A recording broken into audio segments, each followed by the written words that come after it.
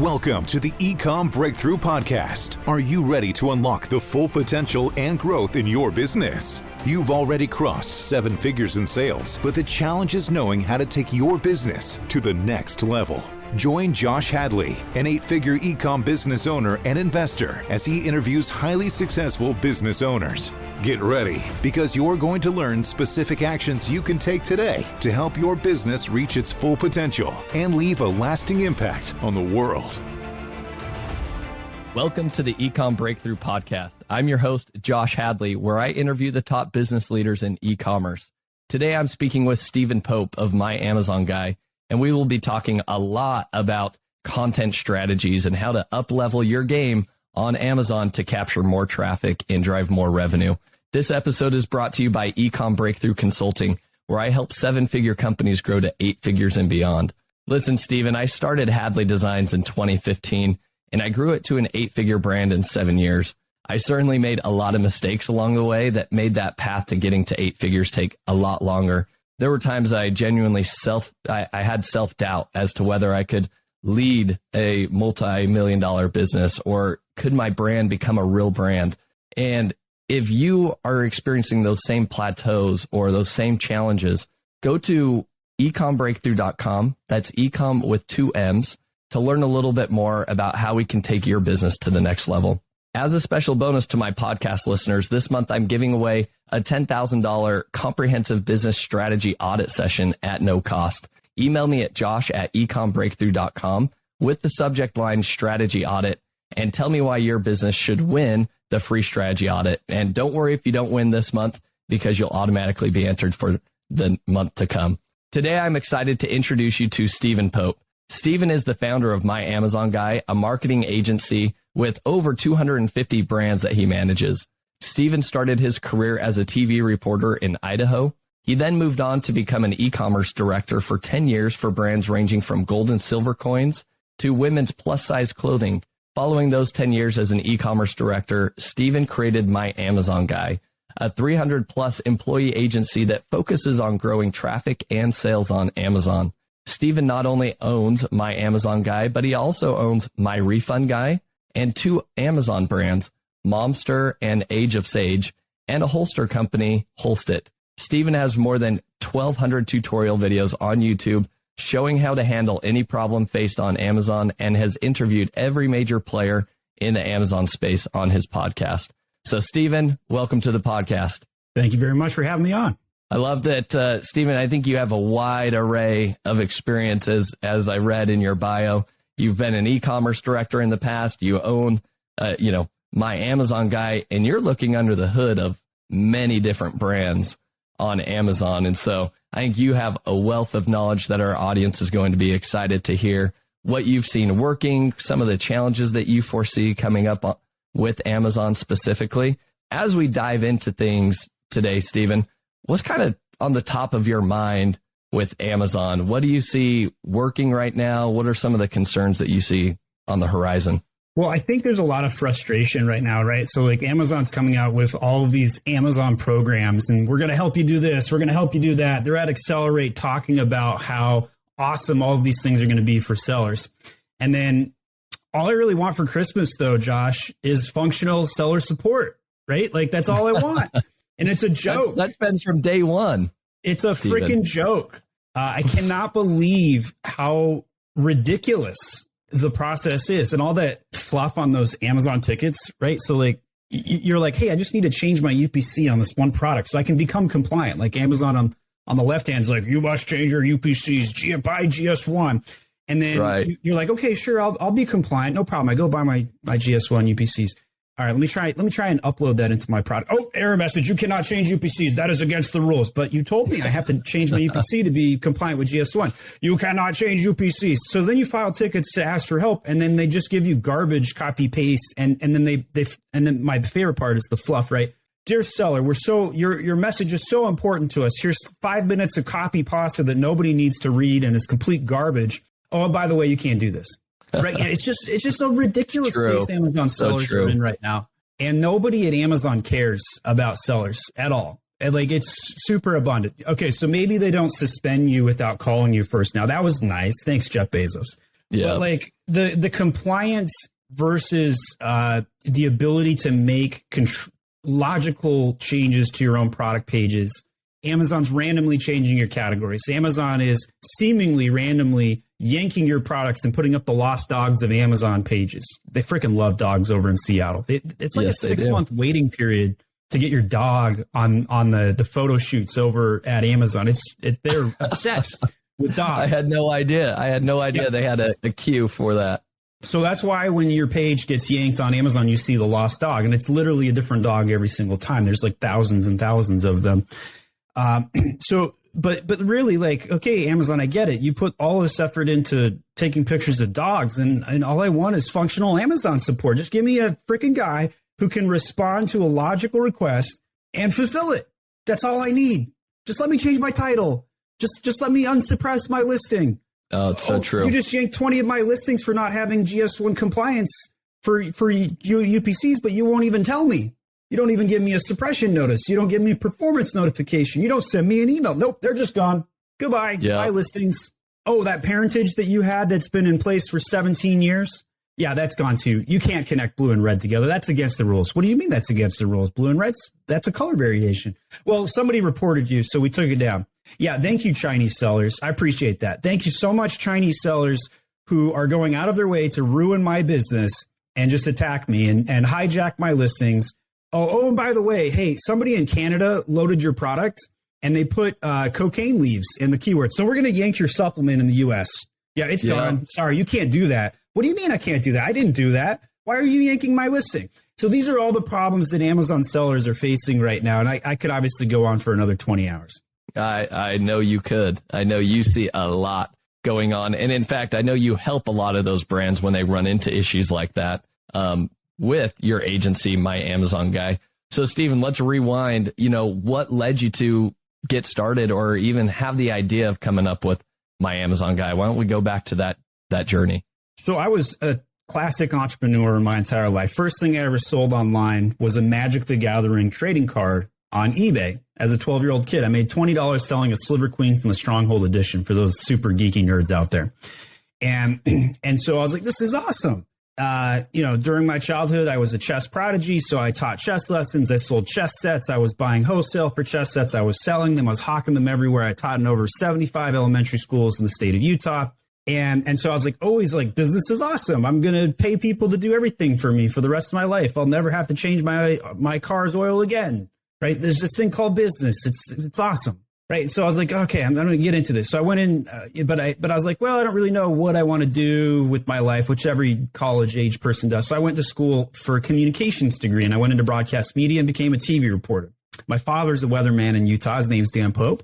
For our Utah friends out there who've probably seen him on the weather. And actually, my dad works for me today as one of our account executives. But in any case, I did that for a couple of years, and then I was like, man, I was in Wisconsin during the middle of a blizzard. Worst blizzard Wisconsin has seen in 10 years. It was 10 o'clock at night. I'm doing a live weather hit. They tell me to go on the air, and I can't even see the cameraman. And so like I'm blindly looking 30 seconds into the camera live on state television. And this is Madison, Wisconsin. So this is like the biggest market in Wisconsin. And my hair froze over. I felt miserable. Everybody was home in their pajamas. Like, what am I doing with my life? So like every classic entrepreneur ever, I was like, this has got to change. So that was my moment, pivotal point in life of career change. So I went back to school, picked up an MBA, broke into marketing, and I've been doing that ever since. And I worked for 4 failed startups out of 5 companies in my 10 years. And I helped make companies millions of dollars. And I know this because as one example, public example here, Apmex.com, APMEX.com, #1 precious metals dealer online in the world, #1 seller on eBay in the world. I helped increase their SEO traffic by 10 million unique visitors, not visits, visitors in 1 year. And I could just cite example after example. But then when my final failed startup failed, I was like, this is stupid. Why am I helping other companies make millions of dollars? I'm going to go into business for myself. And so on a whim, in less than 48 hours, I created My Amazon Guy. And I'm in the laundry room. I was telling my wife about this. And she says, well, how do people normally introduce you? Because I had side hustle consulted for like 25, companies prior to starting the agency. Okay. And I'm like, well, nobody really cares who I am. They're not going to sit down and read my bio, but they're going to say, hey, talk to My Amazon Guy and he'll help you. And that's exactly how I created the name of the company. It just stuck, right? And so that's what we've been doing ever since. Within the first 48 hours, I had my first $3,000 a month contract, and I hired an assistant. That first client, 5 years later, is still a client with me today. I did increase their fees. And then I hired my first assistant within 4 weeks. And within 1 year, I was at 12 employees. And now I'm at 300 employees today. So it's just been a nonstop growth acceleration. And that's how I got into being an agency guy. Yeah, I love that. I love that experience. I love that you went into business yourself. And most importantly, you've seen some huge wins, but also you've seen some failures as well along the way. And I think that we all learn from, those failures the most. So what we want to talk about today, because you have such great experience, and we could go in many different areas here, but we talked about this prior to hitting the record button on this podcast. But I want to learn from you, and our audience is going to be interested, Stephen, to learn what would you recommend seven-figure sellers and those that are maybe experienced on Amazon, they have a mature brand, so to speak. What should they be focusing on Amazon, especially knowing where, kind of the puck is going in the future with Amazon, where things are going? What strategies would you recommend sellers be implementing right now? Anything that generates traffic and improves conversion rates. Full stop.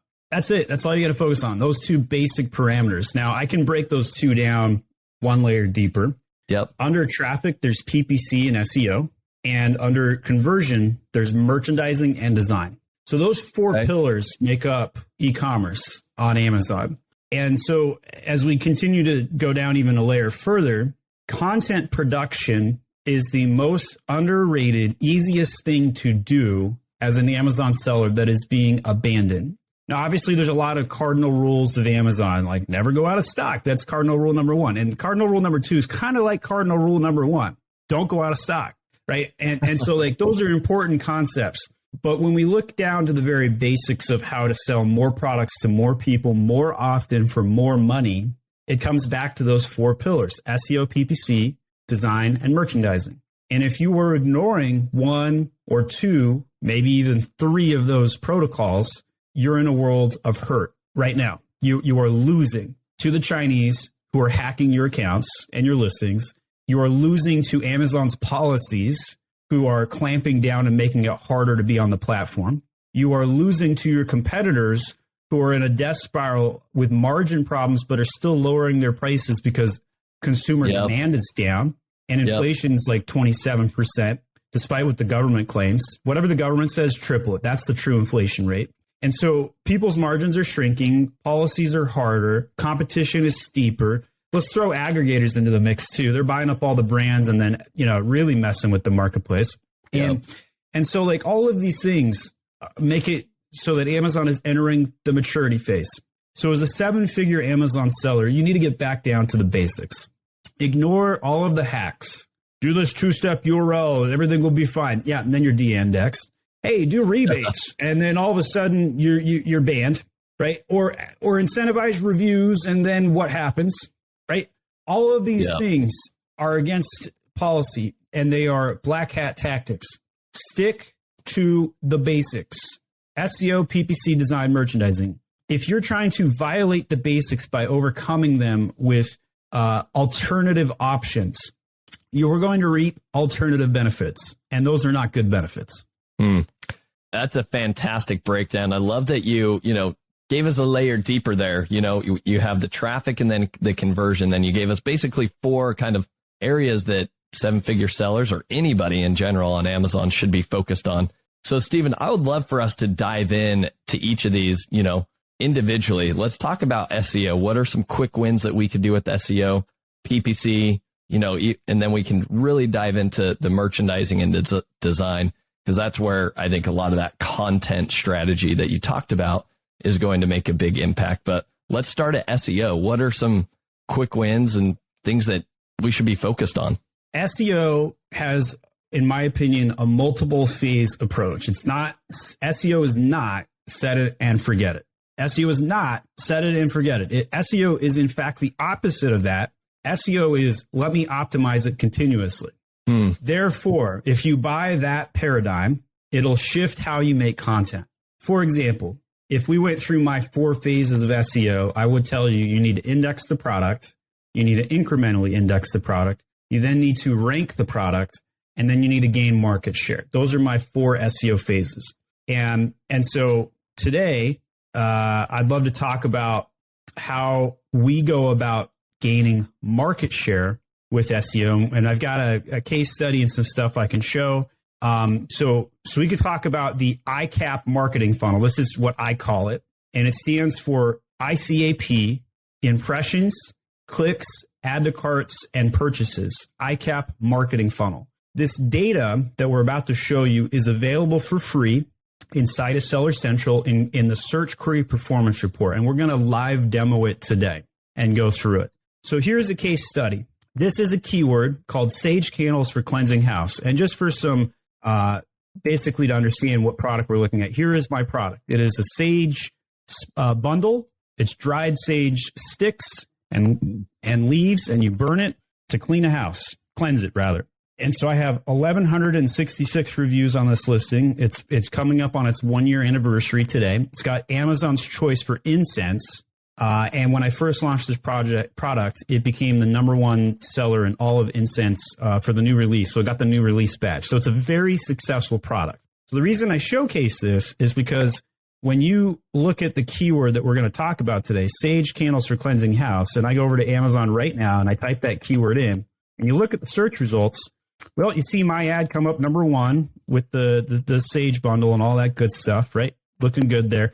But everywhere else you see is a candle. Candle, candle, candle, candle, candle, candle. You just go down the list and it's nothing but candles, essentially. So when this showed up on my brand search query analytics performance report, where I call the ICAP marketing funnel, and it was showing up #1 on my list, I was really surprised. And so I was like, well, why is this?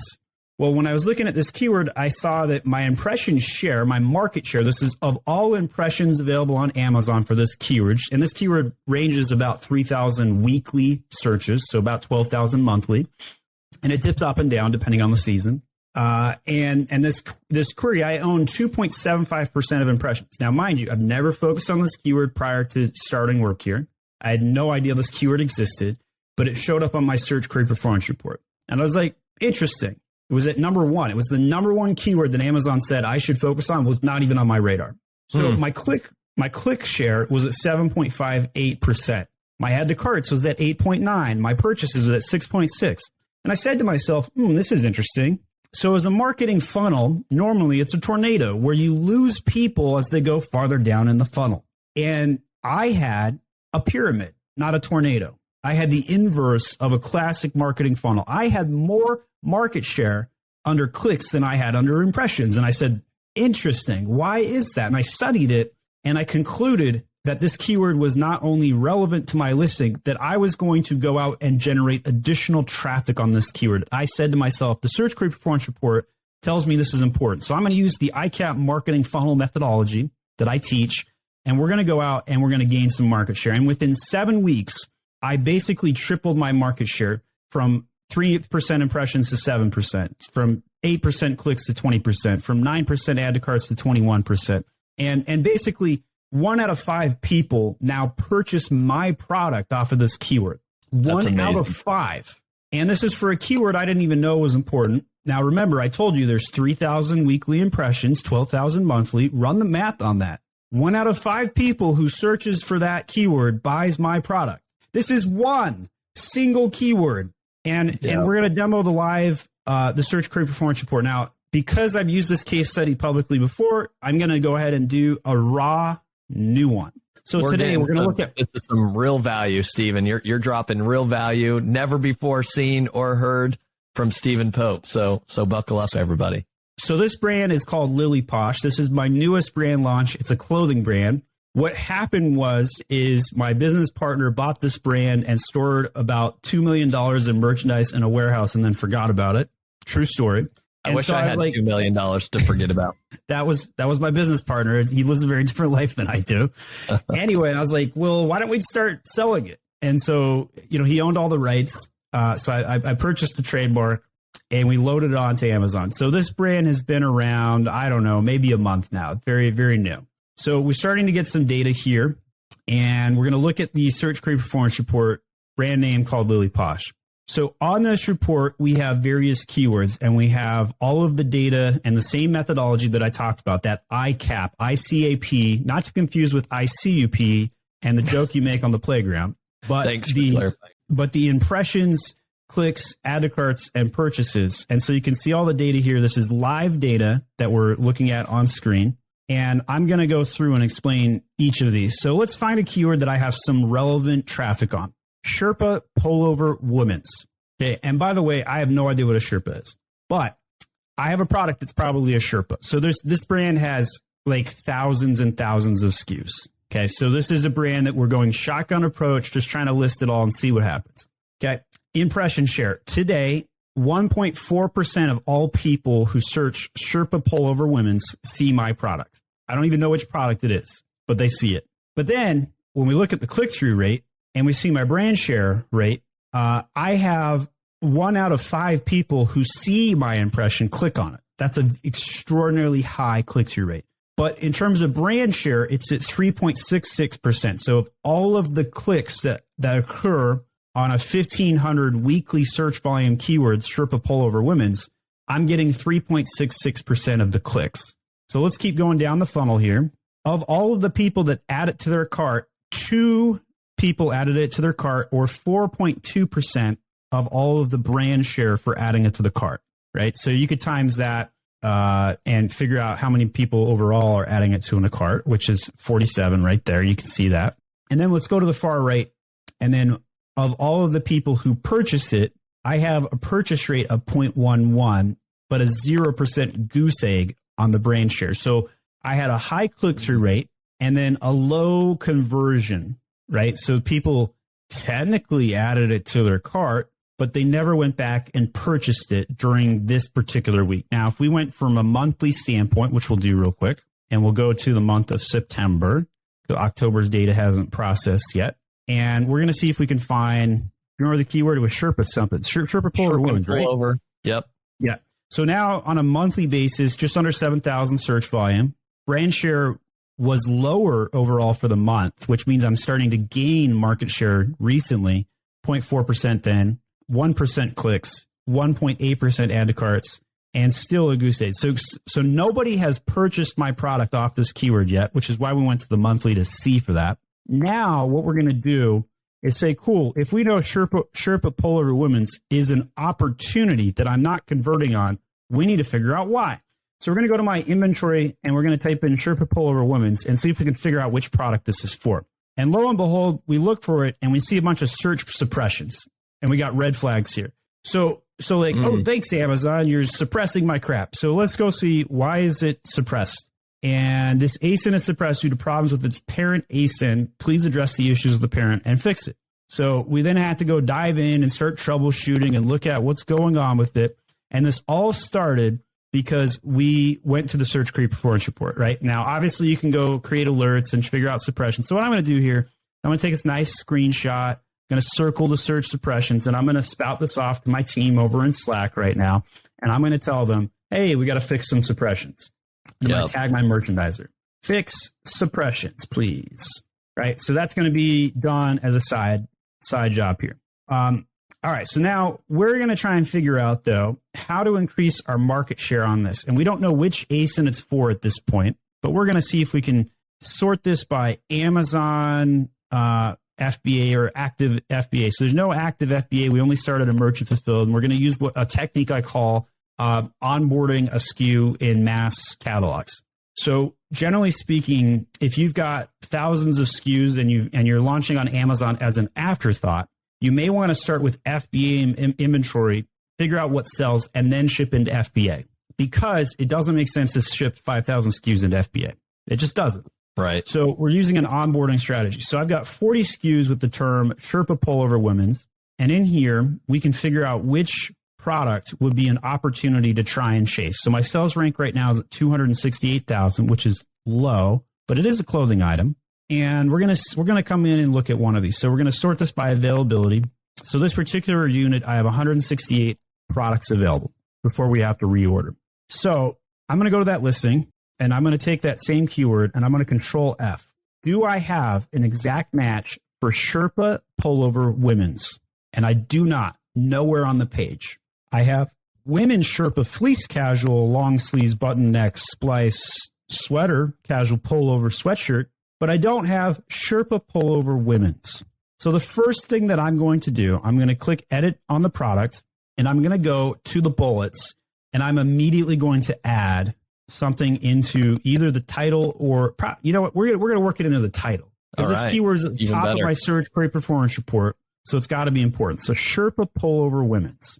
With that, Stephen, I mean, why don't we just give the audience a quick rundown of is the importance factor for each of the different, the title. How important is that for SEO versus the bullets versus the description versus back-end search terms?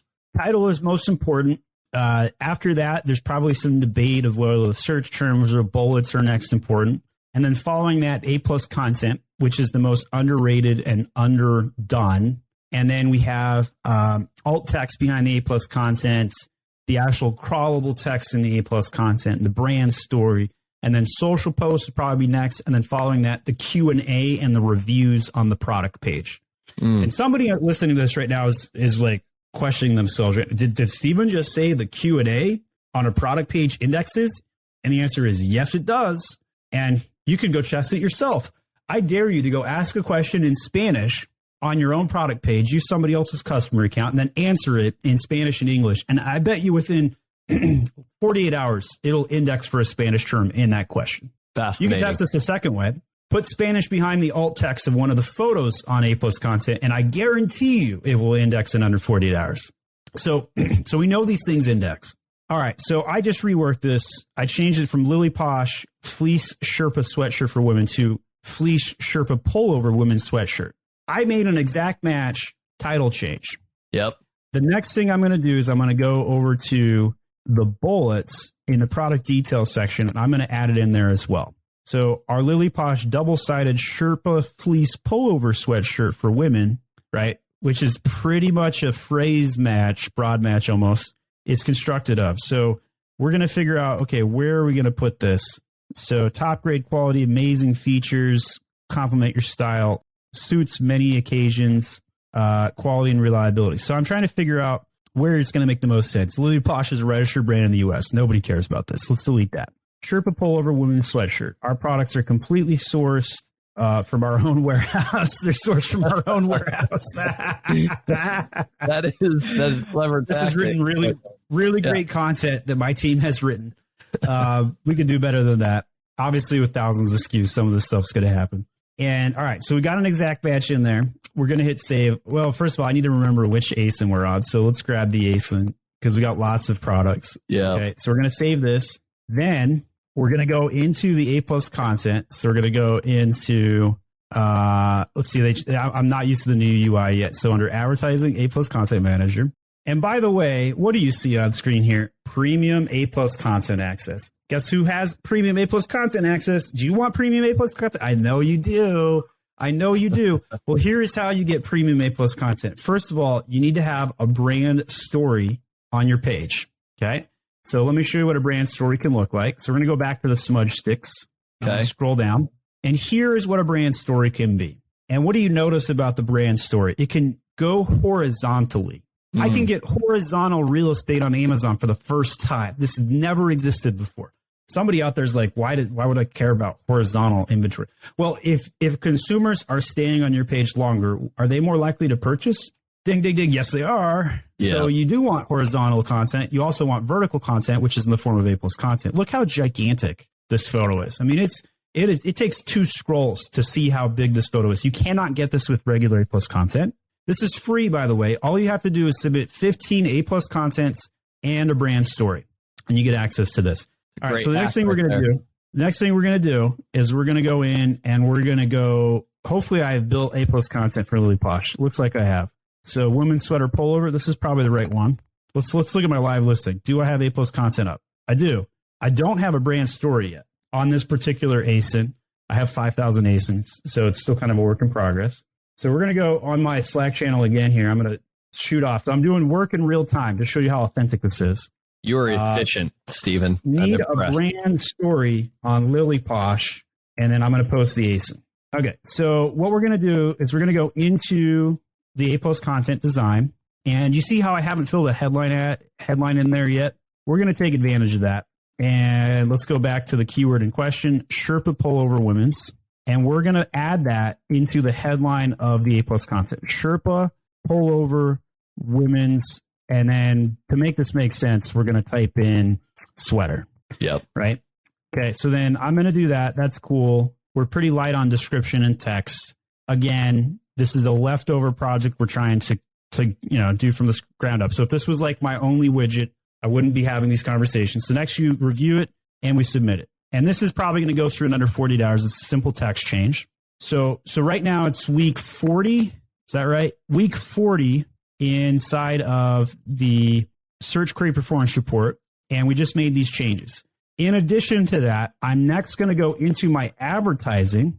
So we're going to go to Campaign Manager. I need to add that one to my bookmarks. And we're going to hit Create Campaign, and we're going to hit Continue on Sponsored Products, and we're going to go to Sherpa Pullover Women's, and we're going to grab the same exact ASIN that we've been working on. And we're going to add an exact match for this particular product with manual targeting. Enter list Sherpa Pullover Women's. And we're going to go for a phrase match, pay a little less than exact, and probably want sweatshirt as well. So we're going to do sweatshirt, and we're going to go phrase match on that one as well. And nobody searches that. As you can see, there wasn't a suggested bid. So probably nobody looks at that at all. I usually do fixed bids when I first launch a campaign, and then we're going to title this Sherpa Pullover Women's. Launch campaign. I need to set the budget first, of course. So we'll set the budget to $25 a day.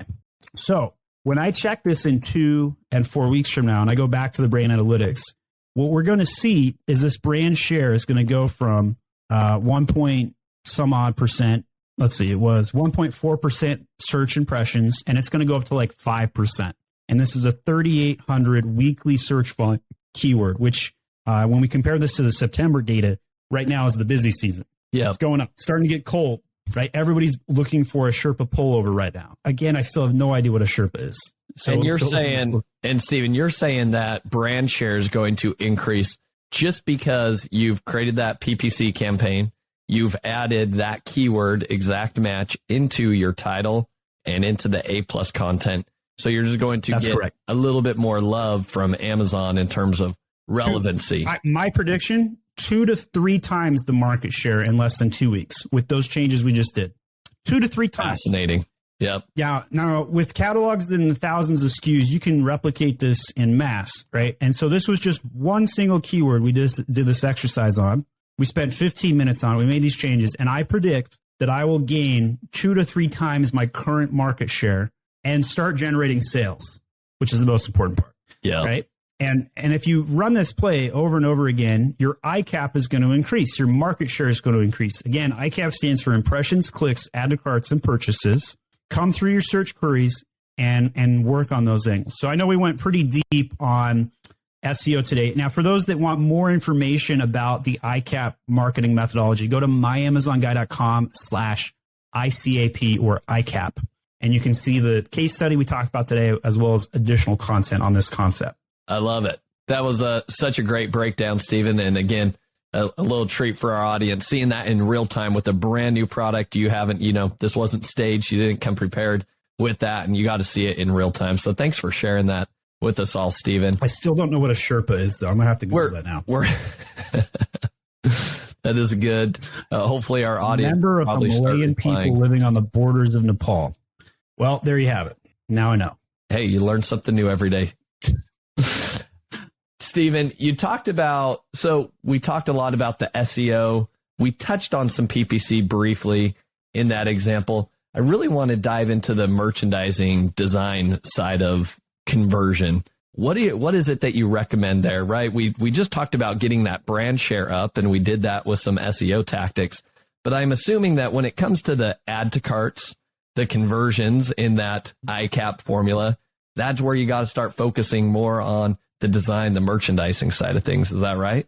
You are correct. All right. Are you more of a Mega Pint guy or a House of Dragons tumbler guy? Oh man, let's go with the Mega Pint. I've got my tumbler right here.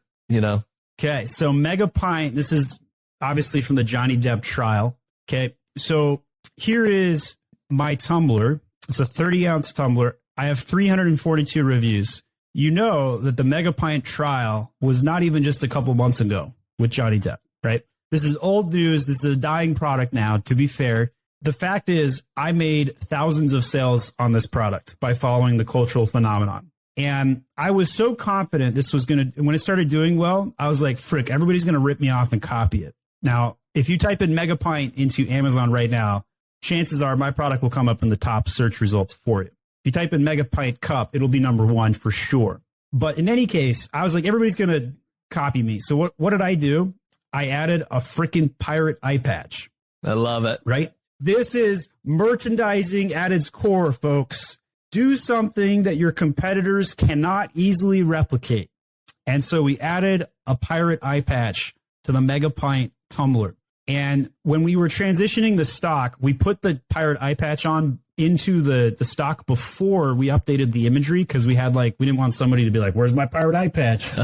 And within the first 48 hours of some of that stock hitting, and it was still mixed inventory, people started posting pictures of them wearing a pirate eye patch, right? So let's go down and click on or showcasing all of the things that they got. So this woman right here, Miss Kimberly, love it. She posted this. The eye patch was a nice touch on June 18th, right? Right, like that's what we're talking about. So these sort of things, and how many of you guys would like to have pictures from your consumers showing use of your product? I didn't have to ask Kimberly to take that picture. She took it on her own volition because I threw a pirate eye patch in. Now, I have to be honest with you. I spent $5,000 on pirate eye patches this year. That was not necessarily predicted to be on my P&L this year, but $5,000 well spent. Yeah. Well spent. Fast. We sold thousands of these units. This is my best seller of the year, and had lots of fun with it. So when you're talking about merchandising, that one gimmick, adding value, and I don't know what the cost of a pirate eye patch is, maybe 3 or 5 cents a piece, right? Yeah. Now you run the math on $5,000 in pirate eye patches. You can see how many pirate eye patches I had to buy. All right. So inside of here's one of my favorite infographics that we've made. I'm a really big proponent on infographics that clash and showcase a lot. So like you got this ice and fire shot. Okay. Right. You got the Song of Fire and Ice, which you avoided. You went Mega Pint instead of Fire and Dragons. All right. Game of Thrones reference for those fans out there. In any case, showcasing how the fact that this can keep liquids cool for 10 hours and keep them hot for 4. And by the way, double insulated tumblers are actually a legitimate thing. Let me sell a little bit into this product because I was really surprised it freaking keeps ice. Like you still have ice after 10 hours. Like it's insane. Anyway, so good product, cultural norm, right? And we basically just took advantage of the fact that we had the pirate angle and the Johnny Depp.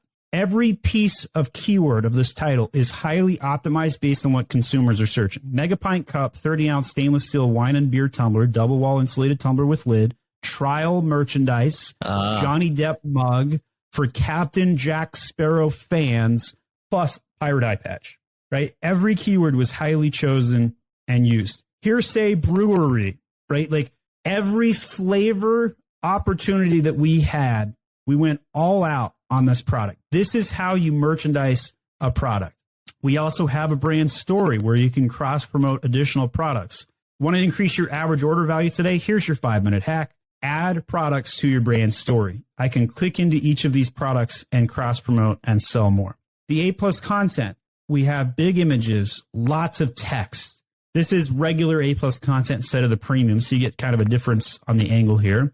The copy that's inside of the A+ content produces a lot of SEO indexing. One exact match keyword in the title, the bullets, the description of the A+ content will index the product frequently. Then you have to rank it and go through later and try and work on it. But merchandising this product, and then, by the way, want to increase your average order value again? Here's a product grid. Best module of A+ content's right here. I can click and cross promote to all of these various different products. You want to go to the man cave? Here's that product for you. Click on this, right? Go there. What products for her? Mothers. Get this product. This particular product here, I sold $144,000 Mother's Day of 2021. It only did $67,000 in 2022. Product fell off a cliff. And that's because gift giving right now sales are way down. Yeah. Thank you. Yeah. Thank you, economy and government, for quantitative easing and printing out lots of money. Appreciate it so much. So economically, gift giving, not a great place to be right now. I actually ran a $20 off sale on this fabulous box. I haven't checked the results yet, so let's go check it. So let's see. I haven't been moving any inventory. I had 1,000 of these units. Let's see how many I was able to move. Not enough. There's still 850 of them sitting, but I moved 44 units in the last 30 days. So when I lowered the price down, I generated like 40 units in less than 3 days, which is good. I was trying to figure out how to get this to recover. So sometimes when you have a problem product, the easiest thing that you can do without spending money is simply lower your price. Interesting. Say goodbye to your margins, but it's cheaper than marketing it. Yeah. And with that, like, do you ever test out using coupons or any of those, extra promotions on Amazon? Have you had success with those? All the time. I'm not a fan of coupons. I think it's better just to simply lower the price. I've had more effective opportunities with that. But for those of you who haven't set up a coupon before, you can easily do that by going to advertising, coupons, and you'll notice I have 0 running coupons on my account. I do not like them. But this product, we tried lowering the price $20. I moved 40 units. Now the next thing to try and merchandise will be to run a coupon. So that's exactly what I'm going to do. So I'm going to run money off, and we're going to put a $10 coupon on this, limit 1 redemption per customer, and we're going to put a $100 budget on this. Did you know that each coupon redemption costs you 60 cents? So that gives you an idea. Yeah. All right. So this is not a day over fabulous. Happy birthday to you. Happy birthday gift for women. Soaps, cup, tumbler. We'll call it tumbler, lotion. I think it has lotion in it. Yeah, it's got lotion and it comes with a card. Too long. All right, so extra spacing, no characters. Okay, so they're making it hard on me. Soap, tumbler. Is it good now? Can't use commas? You can't use commas in a coupon? This is getting ridiculous. Women's soap, tumbler, gift box. All right, try that. Continue and submit. So we'll see how that does. All right, so I'm merchandising live on a podcast, guys, to see if I can sell more products, and you can see how I troubleshoot, try, test things out. But I've got a great product listing. I got 365-star reviews. I've got a good product. We've merchandised it well. I already ran A/B. One thing we haven't talked about yet, the importance of A/B testing photos. So let's go over to my men's soap. So I ran 7 A/B tests on this main photo to land with our current listing. And Dr. Squatch Soaps, which is the #1 seller of men's soap on Amazon, they own like 75% of the market. It's egregious. They're a monopoly. Got to take those Squatch guys down. And so I'm trying to figure out how to beat that. So I repackaged my products. And this is the original. The repackaging hasn't come out yet. But showcasing like what matters on a listing here can be extremely important, right? So like, who here doesn't want to increase their market share by just changing one photo, right? Something that's super easy to do. There's an opportunity to get that done by simply running a Pickfu test or an A/B test on your main photo.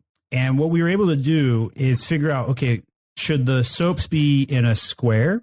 Should they be stacked? Should I have them diagonally? Should I have them in a plus sign? And how do they compare against the competition? So we ran all those various different tests. Also, adding a big text word on the main image is the #1 Amazon hack to growing sales. There is nothing more powerful. Really? That's a great hack. Just having so like for you, it's the Age of Sage, the box itself. That's your big words, I guess, on that main image, right?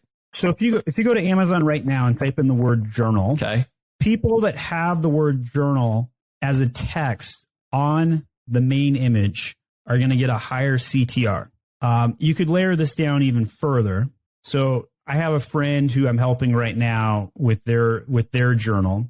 and I will show you the impact that this had. So I'm pulling this up live. That's cool. So give me a second as I pull this up. But essentially, we were able to increase the amount of traffic going to the listing with this one change, which is just an incredible opportunity to do it.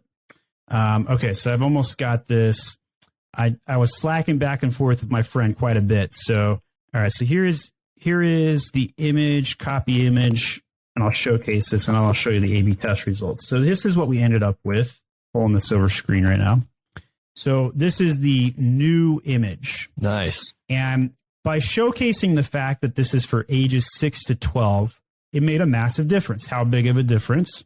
Well, 45 to 5, people like this new image better, right? That is a 90% mandate. Anything above 60%, I like to call it a mandate. So here is the original image. What's wrong with this original image? Well, first of all, if you shrunk that down to 100 pixels, which is the size of an image on side of Amazon search, you can't read it.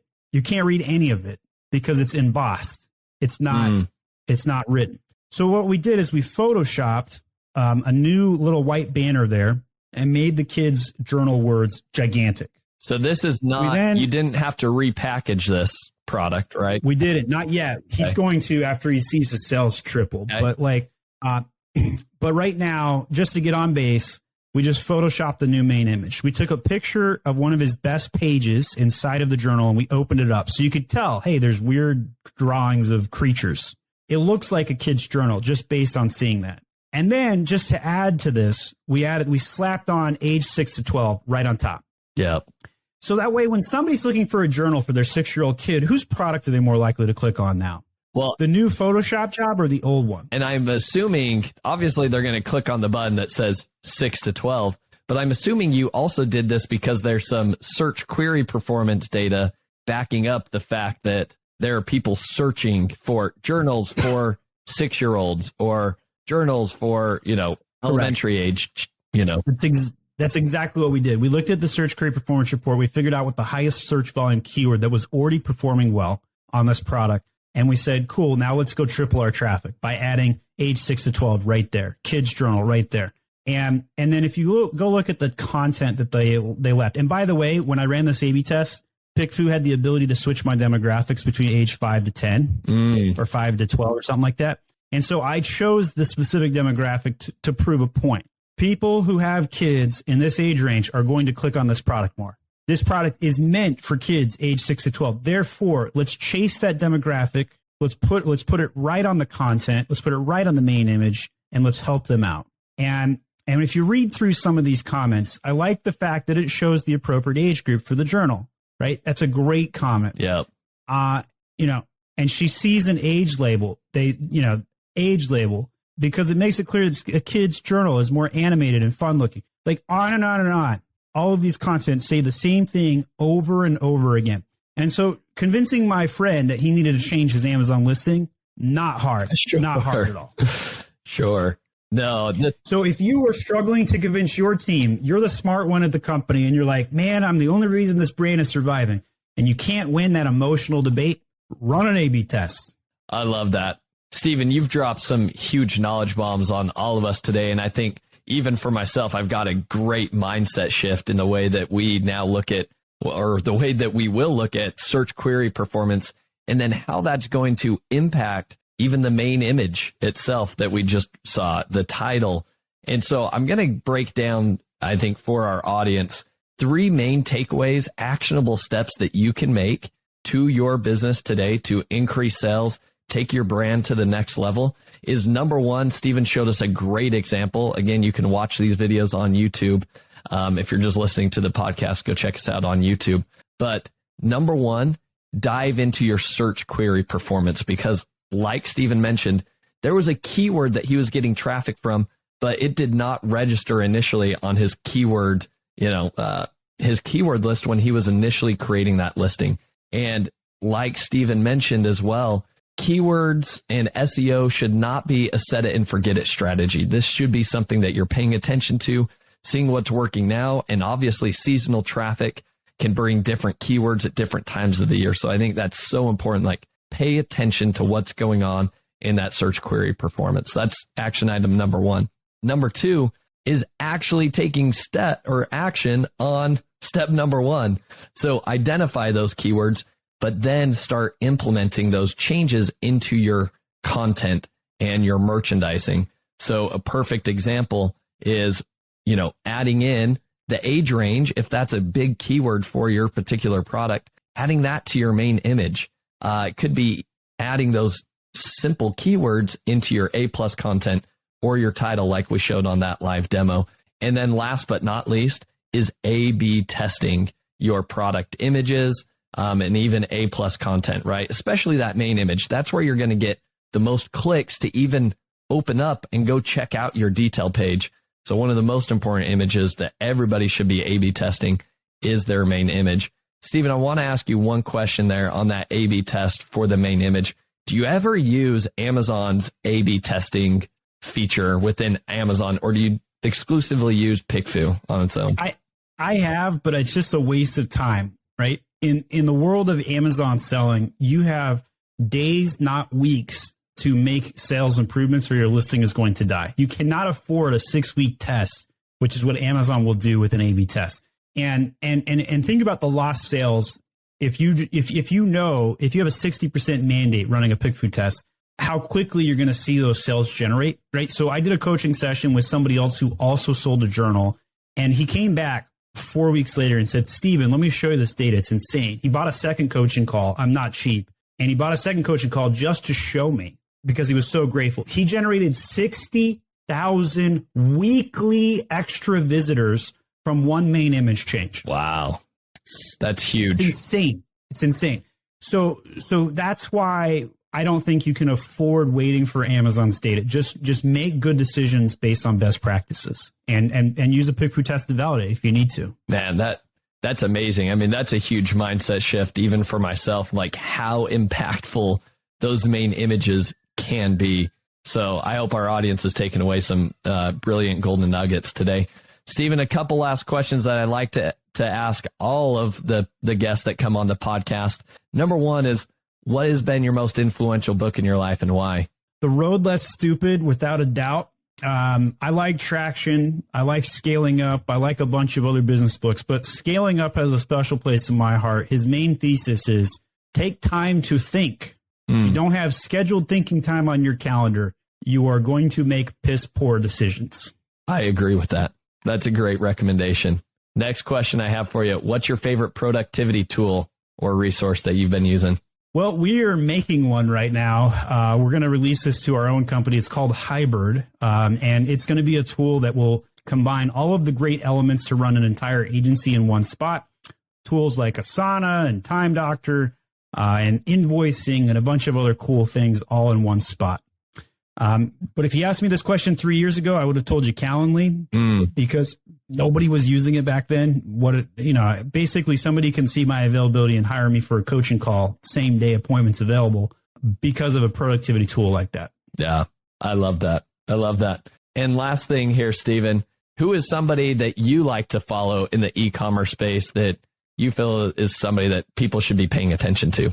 I like Harry Joyner. He's an e-commerce recruiter who has the ability to do 2x2 on any subject. So what I mean by 2x2 is he can break any issue down to a quadrant and figure out where to focus. So for example, new to old, old to new. So that means new customers, old customers, new product, old product, who to sell what to who.